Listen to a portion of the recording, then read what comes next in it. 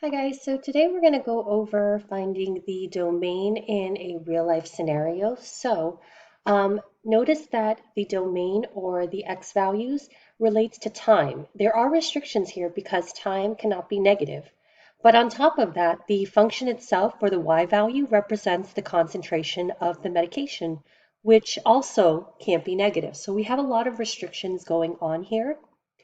So let's start it off. The first thing I'm going to do is just write this rational function. Sorry about that, a little clearer. So we have negative 9t squared plus 18t over t squared plus 4t plus 3. Okay, now usually the first thing we do to find the domain is find the vertical asymptotes by just setting the denominator equal to 0 and factoring it and using zero product property. So following the same moves there, I need two numbers that multiply to be 3 and add up to be 4. Those two numbers are 3 and 1. Now, the thing is that when I set each parentheses equal to 0, this would give me t equals negative 3, and this would give me t equals negative 1. Both of these are negative, and we already know time can't be negative, so this isn't really a restriction for me that I can actually use because we already know that it's a restriction. It can't be negative.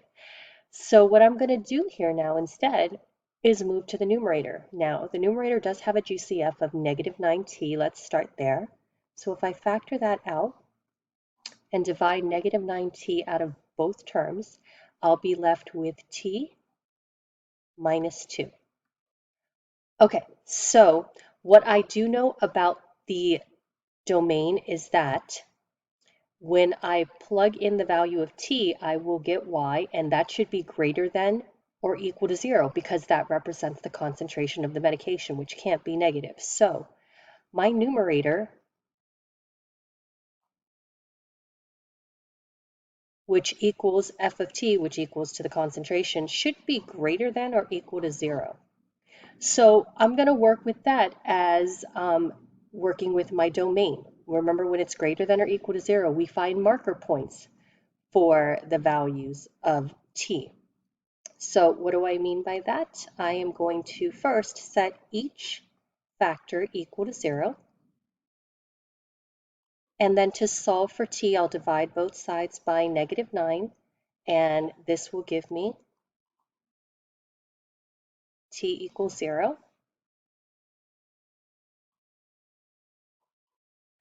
And here I'll add both sides with 2, and that will give me t equals 2.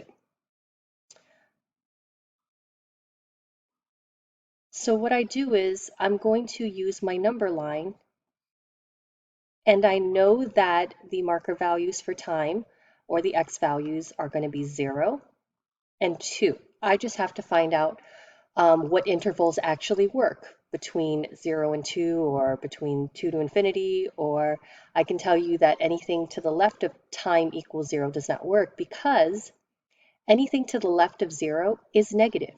And as we already know, time can't be negative. So we're not using anything here because time can't be negative. So what I'm going to do is I'm going to just pick numbers between 0 to 2 first. So let's go with t equals 1.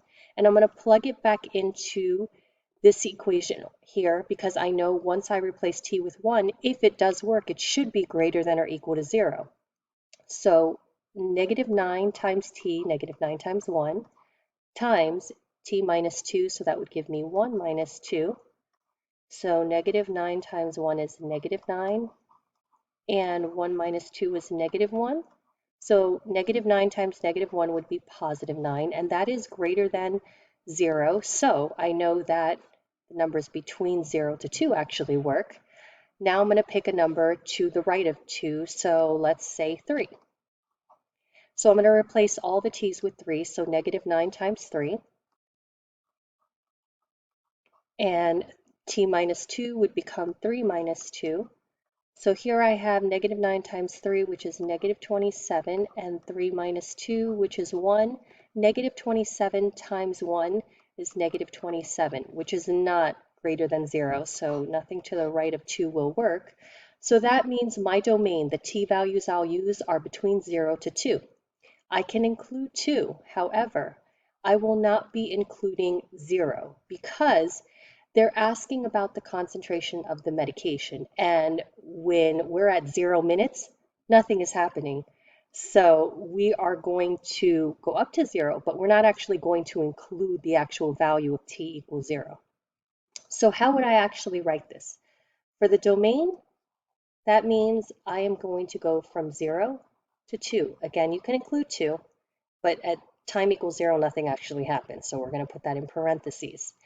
That's going to be interval notation. You may also see it in set notation in the future, x such that, and it'll range from 0 to 2. So these are the two different methods you can use to write your domain.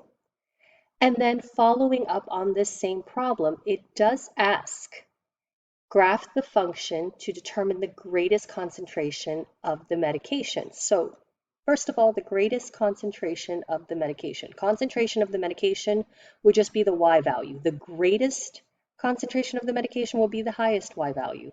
So that's pretty much what we're looking for. Now, I want you to note that we are definitely on the right track for the first problem because if you notice, everything to the right of where x equals 2, that's negative, which we know the Y value or the concentration of the medication can't be. And anything where t is 0 or x is 0, to the left of that would be where time is negative, and we already know we can't use that. So we're on the right track because if we look, what's left over are the values from where x is 0 to where x is 2, which is what our domain was. Now, what you can do from here is you can graph the function in Desmos, desmos.com, and this is how I got the points. Now notice from 0 or notice at t equals 0 and t equals 2, these are my x-intercepts, so that's where y equals to 0. So the highest y value is actually right here, and you can click on that point and it gives you this y value. So once you graph the function, this is the point, the XY point, where the patient will have the greatest concentration of medication. Okay, guys, that's everything, and I hope this helps.